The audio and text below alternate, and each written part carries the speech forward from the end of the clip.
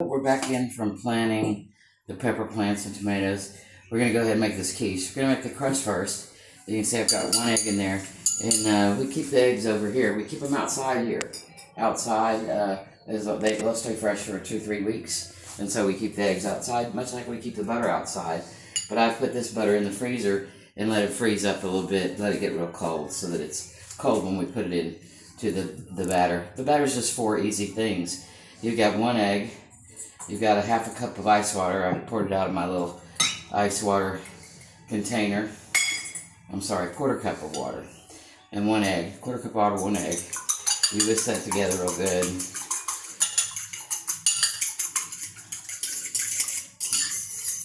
Doesn't have to be anything difficult. Just mix it together real good. Set it aside. Then we're going to take, I believe it's about 1.5 cups of flour. And you can use a blender, you can use a processor. If you use a processor, you don't necessarily need a dough blade. I just use this blade here. You're going to pulse it a few times as flour and salt, and then you're going to pulse it a few more times when you put it all together. So you just take 1.5 cups of salt. And yes, I cook like my grandmother, so things are maybe not be exact measurements, but I know what I'm measuring out. And it comes out great. So some people need to do exact, some people wing it like I do. If you're pretty confident in your cooking, winging it like this is pretty good. As long as you get very close, you're fine. So there's our 1.5 cups of flour in there. We're going to use the flour over here to roll it out. We're going to put about 1/8 teaspoon of salt in here. You get your smallest measuring spoon, and that's the one you're going to use. That's mine. And I just put it in over the flour. If you get a little extra in, or you call it a little bit short, that's fine. You're good. Alright. And we go ahead and put the lid back on. Pulse that just a couple of times, kind of mix it up. Oh, that works.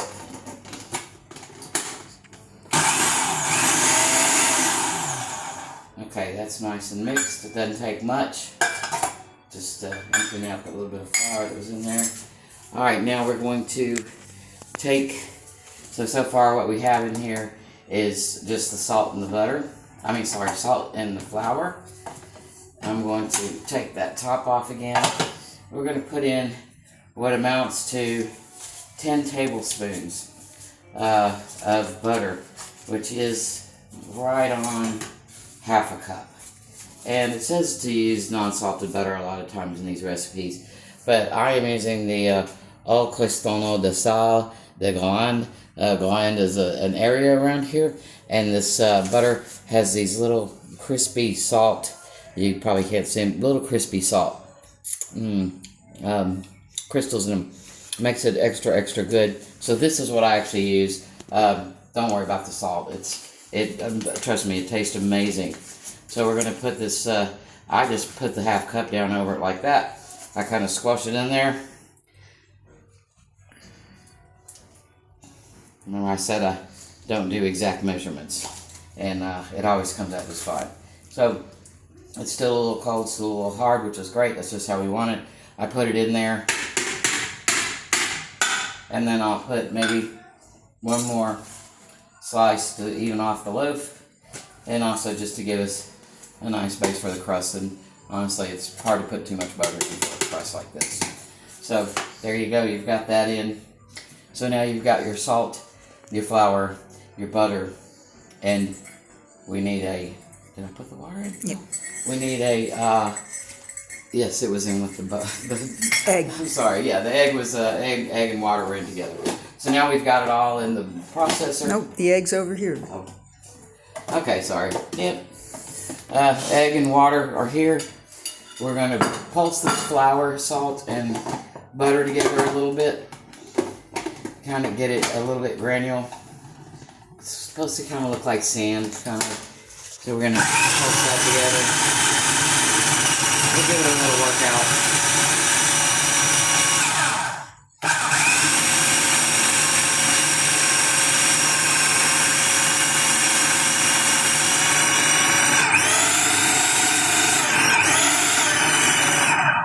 depending on what kind of, Cuisinart or blender or whatever you're using, you may have to alter your process a little bit. But basically, you're kind of going for this content. You can come in here and show that. You're going for this kind of a content here. It's, granular, but moist, very moist. And that's just about right. So then we're going to drop that half a cup of ice water with an egg into that.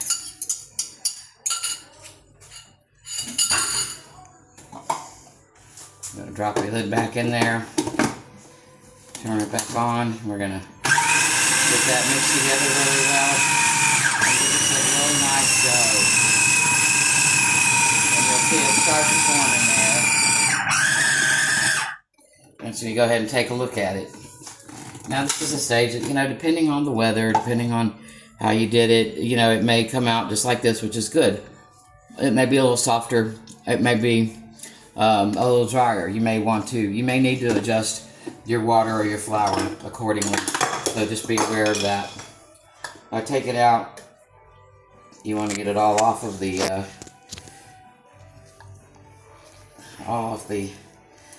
blender blade.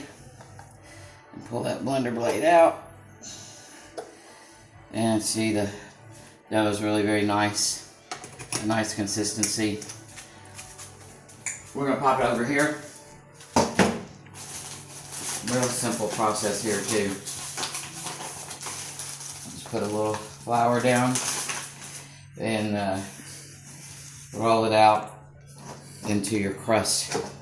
You want to go ahead and have your pie crust pan ready, or your croissant or tart crust pan ready. Mine is over here on the stove. I'm going to grab it when I go grab what I use for a rolling pin. I do have a large rolling pin, and I will occasionally use that on something this small, especially in the small space that we have.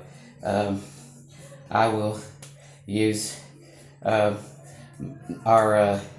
vanilla bottle, because we make homemade vanilla. It's really just vodka and vanilla, so it's not hard to make. So it's a vodka bottle? I use the vodka bottle as my rolling pin. So, you saw me kind of mold the dough up a little bit with a little bit of flour that was on my hands. You just pop it down there, give it a nice pat, and then grab the vanilla. And the vanilla we made in a local vodka. And you can see the vanilla beans in there. And this is about 30 days old. So another 30 days or so it'll be ready to use. And if you guys could smell in here right now, it smells really good. Yeah, that smells great. And smells just like real vanilla, because that's what it is.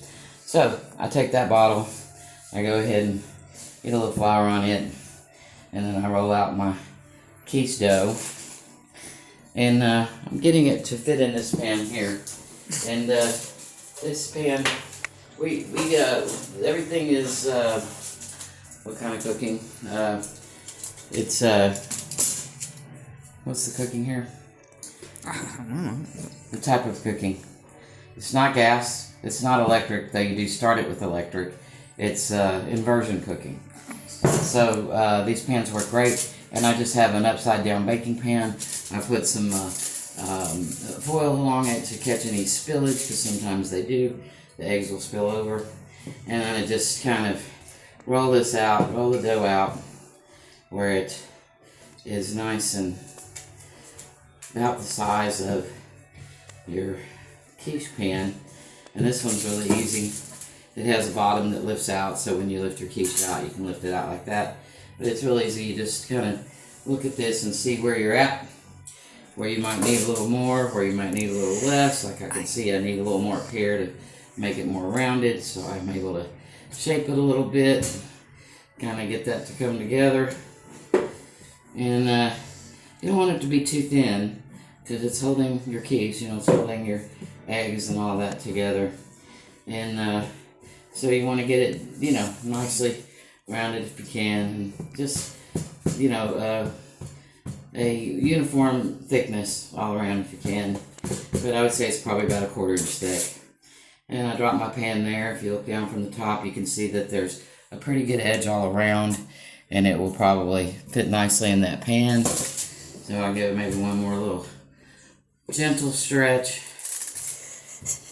and then it's ready. Sometimes I found the easiest way to do this is just to slide the pan under it, but this is pretty fresh.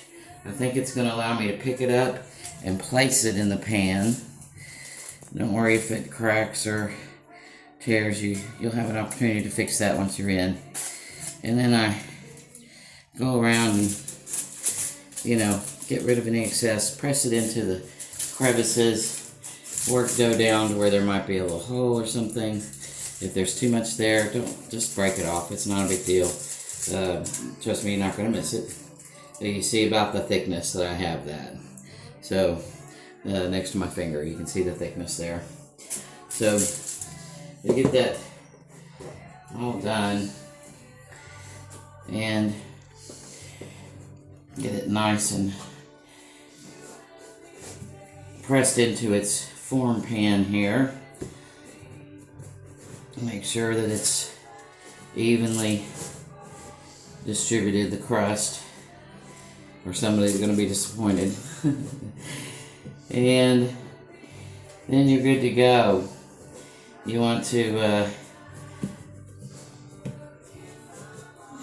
prick it a few good times for luck, and also to give the dough a chance to get a nice crisp, a golden crisp to it. That's also what those holes are for there on the bottom. So you just give it a nice little poke with a fork, several places up and down, and then we're going to pop that into the toaster oven. We're going to bake it for about 10 minutes on about 300 while we put the rest of the mix together. So we're going to pop it in here, let it bake, let it do its initial baking while we get the ingredients put together for the filling, and then we'll come back and show you that part. Here we go.